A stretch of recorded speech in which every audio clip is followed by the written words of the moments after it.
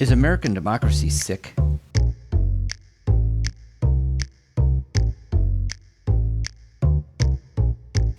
Hi, I'm Philip Blumel.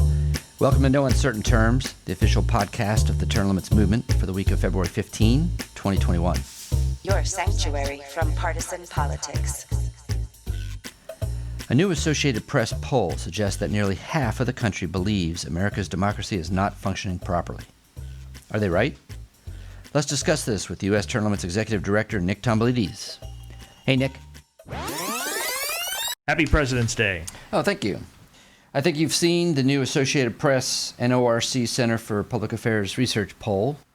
They took it in early January, and the big result is that Americans don't think our democratic system is working that well. 45% actually believe it's not functioning well. An additional 38% believe it's operating somewhat well, and only 16% think it's operating very well. What say ye?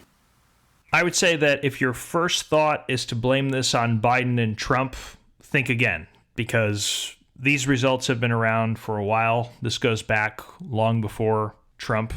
This is the type of problem that got Trump elected. And I think the blame lies squarely with Congress, right? Yeah. Congress is not at all representative of the country anymore. That's right. No, it isn't. And I tell you, it's we talk about on this podcast a lot of the reasons why that is. And it starts with, if you're talking about democracy, you must be talking about elections. And to have well-functioning democracy, you need well-functioning elections, which means you need access to running for office, access to being able to vote for meaningful candidates in meaningful races, that is, competitive races. You need rotation in office. You need all the things that our founders tried to build into the system of American democracy. And these things are withering on the vine. There's no question about it. I mean, how many times on this podcast do we talk about the fact that 90 to 95% of the time, incumbents in the U.S. House win their own seat? Yeah, and I think inherent in a good definition of democracy is the ability of ordinary people to step up and serve in government, to run for office and have a viable chance of winning. But that simply doesn't exist. Our elections are monopolized by these incumbents. A third of elections in this country are just an incumbent running unopposed, right. No competition whatsoever. Right. And there's this funding disparity. I know you've got some of the data coming from these PACs that has basically created a wall. It's bigger than anything Donald Trump could imagine. It's a barrier to entry, and it's blocking ordinary people from running for office. It's blocking new voices, new faces, new perspectives from getting to Washington and actually making a difference. Oh, yeah. Money is the root of it, and you're right about that wall. And that wall is getting higher and higher. Get this. From 2016 to 2020, one full presidential election cycle, the donations to federal candidates have doubled. The total cost of the 2020 election at the federal level is expected to be around $14 billion, double that of 2016. And so the problems that we were complaining about 4 years ago are arguably twice as bad in 2020. And what percentage of that money is going to incumbents as opposed to challengers? It's the huge ratio. I think it's $9 from special interest PACs go to incumbents for every $1 that flows to a challenger. It just makes it impossible to compete. Oh, absolutely. I have the fresh numbers on that, too. You know, the site, opensecrets.org, is a wealth of information on this stuff. Also, Ballotpedia as well. But I'm looking at where all the PAC money is going. So, of course, this money has doubled, too. And in every industry, when you go down the list, over 90% of the money they give out goes to incumbents and not challengers. So just give me a couple of examples. Agribusiness, 91.5% of the dollars that agribusiness PACs gives out goes to incumbents. 91.5. The most extreme is defense, 97.5 in 2020. Of all the money given out by defense PACs went to incumbents. You know, healthcare, 95%. So this is where I have a real problem with the folks in Washington, D.C., because you know they're being disingenuous and they're being dishonest when they oppose term limits. If you recall, when Trump said he wanted term limits for Congress, Mitch McConnell was the first person to stand up on a pedestal and say, oh, there will be no vote on this because we have term limits and they're called elections. Right. Right. And if he genuinely believed that, if he genuinely believed elections were fair, that anyone could step up to the plate and challenge him anytime they wanted, then maybe I would give him a mulligan on that, and I would say he's not evil, he's just wrong. Right. But what you just described proves that he and every other career politician in Washington knows better. Oh. They know how the system really works. This is what they do for a living. Because they are the ones acting like Hoover vacuum cleaners, sucking up all of these dollars from the lobbyists and the PACs. They're spending 5 hours a day raising this money. Each one of them, they're sitting on $2 million, $5 million, in some cases $20 million if you're a senator, to make sure that no one else can run against you. They know it's mo money, mo problems. They know that the only color that matters is green up there, and yet they continue to just spew these talking points against term limits that have no basis in reality. Yeah, how about this talking point? The average House challenger who won had to spend $3.5 million to do it. And keep in mind, all the PAC money is going to the incumbent, as we just discussed, right? So the challenger's running. They've got to raise $3.5 million, and then guess what? The amount that an individual is allowed to give to a federal candidate is $2,800 per person. And they don't have the name recognition and everything else. It is so skewed against the challenger. Yeah, sure. If we just can vote out the incumbents, that doesn't happen, and it's clear why it doesn't. Yeah, and then what you have is you have such a tiny percentage of people who actually live in this country that have access to public service, who actually have a reasonable chance of winning office. Oh, yeah. And they're not at all representative of the country. I mean, this is why you go back 1970. In 1970, 29 members of the U.S. House said that their prior occupation before getting to Congress was career politician. Right. Now that number is 171. So that's a 500% increase in career politicians. The Senate has increased by 200%. The second most represented profession is lawyers. Right. And so you come away from this idea of representation. John Adams said the legislature needed to look like the people, but in miniature. He said should think, feel, reason, and act like them. Well, that just isn't true. Congress isn't like us at all. This is a public service announcement. One reason that the U.S. Congress is dysfunctional is because it is run by its most senior members who statistically cannot be defeated. Senator Patrick Leahy of Vermont was elected in 1974, nearly 47 years ago. He is 80 years old and is having increasing difficulty performing his role as senator. In this clip from the impeachment trial last week, Senator Leahy is managing a request from Senator Mike Lee to have a quotation of his stricken from the record.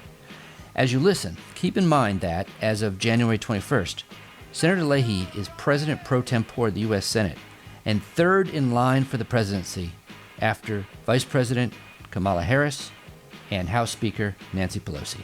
Pursuant to Impeachment Rule 16, I make a motion. Statements were attributed to me moments ago by the House impeachment managers. Statements relating to the content of conversations between a phone call involving President Trump and Senator Tuberville were not made by me. They're not accurate, and they're contrary to fact. I move, pursuant to Rule 16, that they be stricken from the record. Pursuant to Senate Resolution 47, Section 4, parties' presentations are not limited to the record provided for in Section 1 of that resolution. We might as well hear clearly what the ruling of the chair was. So if you would repeat that. Of course, I will. And pursuant to Senate Resolution 47, Section 4, the parties' presentations are not limited.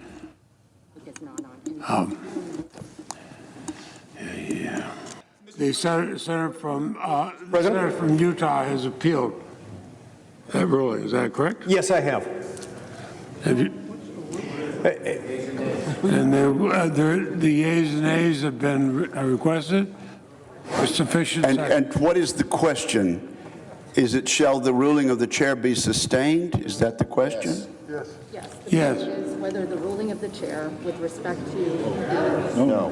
And what, may I ask, is the ruling of the chair? My point was not about whether it's appropriate for them to make characterizations. My point was to strike them because they were false. Senate Resolution 47 applies to this situation is correct. The question is whether Senate Resolution 47, Section 4, is correct. The parties' presentations are not limited to the record provided for in Section 1 of that resolution. Mr. President, that is not my motion. You've ruled on a motion. You've ruled on something that was not what I moved. Statements were attributed to me repeatedly, as to which I have personal knowledge because I am the source. They are not true. I never made those statements. I asked that they be stricken. This has nothing to do with whether or not they're based on depositions, which they're not. It's simply based on the fact that I'm the witness. I'm the only witness. Those statements are not true, and I ask that you strike them. President. No, who's talking? Joe. What is he doing? The yeas and nays were asked for on an appeal. Mr. President. The Senate will vote on the appeal of the ruling of the chair that this. Come on. They're in trouble with the mic, I'm sorry. The yeas and nays have been asked. Yeah, the yeas and nays have been asked for. The yeas and nays have been requested. Let him explain. Please let him explain, Mr. President. Why is it false? What was not false? What was false about it? Mr. President, I ask unanimous consent to answer the senator's debate question. is not in order under Senate Resolution 47, Section 4. Parties' presentation not limited to the record provided for in Section 1 of that resolution. And that has been appealed. The yeas and nays have been requested. The clerk will call the roll.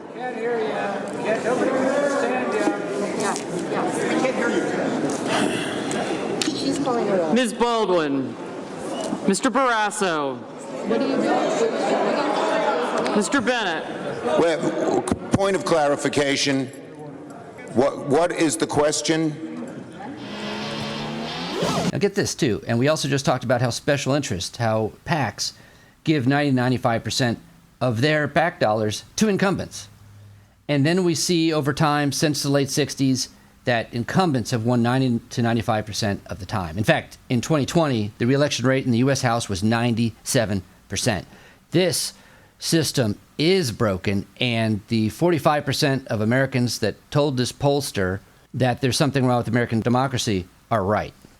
I mean, I would just challenge you to ask how, if you are a teacher or a farmer or a nurse or the owner of a small grocery store, you represent the heart and soul of this country. How are you going to get elected to Congress? If you don't have a well-oiled political machine behind you, if you are not a self-made millionaire, how are you going to get to Congress? Do you want me to answer that? Do you want me to answer that question, or is it just rhetorical? It's term limits. That's the answer. Yeah, the answer is they can't. We need term limits. And, you know, if we needed them 4 years ago, we need them doubly so now with the amount of money doubling and entering these federal races. So, yeah, it's sad but not surprising that people believe democracy isn't working. Yeah. They're right about that. Yep. So that's the problem, Nick. We're working on the solution. What kind of action have we seen over the past week around the states and the federal level on the term limits convention and the term limits amendment bills? Well, we've been reporting week to week that more and more states have been filing the term limits convention. Right. We are now up to 9 states filed: Tennessee, Kentucky, South Carolina, Georgia, Arizona, Iowa, Indiana, North Dakota, and Minnesota. Okay. West Virginia, which is a priority state this year, is pending. That will be filed anytime now. Okay. And we've got several others that are going to be filed this year. But the big announcement this week is one of these bills in a very critical state is moving forward, and that is Arizona. In Arizona, SR 1025, the Senate version of the Congressional Term Limits Convention, has a committee hearing, and that is taking place today, February 15th, in the Arizona State Senate Government Committee. That's at 2 exciting. p.m. So what's our history with Arizona? I believe we've won at least one of the houses in the past. Arizona, we have won the state house twice. We've not been able to capture the state senate. In fact, we have not gotten a vote in the state senate, which means, regrettably, we don't have all the politicians on record so we can hold them accountable. But that's what makes this committee announcement so interesting. It looks like the Senate will be moving first this year in Arizona, which increases the likelihood of us getting a vote. So I would tell people, look, the hearing is today. It's the 15th at 2 p.m. local time in Arizona. If you're just listening to this podcast when it was first released, you live in Arizona, you still have an opportunity to visit termlimits.com/takeaction, send a message to the committee members. If you happen to miss the timing for the Senate committee, we also have a State House committee hearing in Arizona Wednesday at 9 a.m. local time. So you can go to termlimits.com, take action. If you live in Arizona, send a message to the legislators on both committees. It'll have a huge impact. It's great news. One of the states that I'm excited about is West Virginia, which you mentioned. One, because so many members of that legislature have signed the pledge that they were going to co-sponsor, vote for, and defend the Term Limits Convention resolution in that state. Sorry to hear it hasn't been introduced yet, but I know that the two likely sponsors have been busy working the issue anyways. But also, Senator Randy Smith and Delegate Jeff Pack co-authored a op-ed, which appeared on an important political website in West Virginia last week. And it's really good. It's really good. And it really shows these guys understand the issue, and it's really great to have them on our side. Listen to some of this stuff here they wrote. First, they complain about what we're complaining about the U.S. Congress. And they say, is it any wonder? The power of the incumbency has grown so strong that special interest super PACs now give 9 out of every $10 to incumbents over challengers. Just vote them out, one might say. It now costs a bona fide fortune to begin to mount a credible challenge against an incumbent. That's just what we're talking about. They get it. In fact, what I really like here is when they say Congress won't propose term limits on itself. If 2/3 of both houses of Congress were willing to propose term limits on themselves, we probably wouldn't need term limits. Good point. I thought that was pretty good. So anyway, they're going to go around Congress, and that's what the Term Limits Convention bills are about, because they're saying if Congress is not going to propose an amendment for the states to ratify, then the states themselves can propose an amendment in a Term Limits Convention if such a convention is called by 34 states. If you want to check out this op-ed in West Virginia, go to lootpress.com. That's LOOTPRESS.com. It's one of their editorials, and it's called Are You Fed Up with Congress? We Are Too, by Senator Randy Smith and Delegate Jeff Pack. Good work, guys. Loot Press, in what the Congress is doing to the Republic, followed by the group enabling them. Lootpress.com. Very well. Very good. That's good. Hi, this is Scott Tillman, the National Field Director with U.S. Term Limits. We ask candidates for Congress to sign a pledge that will help us get a term limits amendment into the U.S. Constitution. The pledge reads, I pledge that as a member of the U.S. Congress, I will co-sponsor and vote for the U.S. term limits amendment of 3 House terms and 2 Senate terms, and no longer limit. Every 2 years, when a new session of Congress starts, the term limits amendment must be introduced again. The current resolution is H.J.R. 12 in the U.S. House, and we currently have 57 co-sponsors. 4 new co-sponsors this week. At the same point last cycle, we only had 32 co-sponsors. SJR 3 is the new Senate resolution for 2021, and there are currently 10 co-sponsors. We are making progress. You can help by contacting your representative and senators to ask them to sign the pledge and to co-sponsor HJR 12 or SJR 3. For more ways to help, search U.S. Term Limits on Facebook, like and follow our national page and the page for your state. Thank you. Thanks for joining us for another weekly episode of No Uncertain Terms. For this week's action item, I point you to a great new tool found at termlimits.com/takeaction. This site is a progress report of all of our target states for advancing the Term Limits Convention bills in 2021. The site will tell you where the Term Limits Convention bill stands in your state, whether it's been introduced or even passed 1 or more committee votes, so you can track its progress. If it's been introduced in your state, there is a Take Action button, which allows you to quickly and easily send the relevant legislators a message urging them to support the bill. It will take 2 minutes. You can find this progress report at termlimits.com/takeaction. Thank you, and happy Term Limits Day, February 27th. We'll be back next week. The revolution isn't being televised. Fortunately, you have the No Uncertain Terms podcast.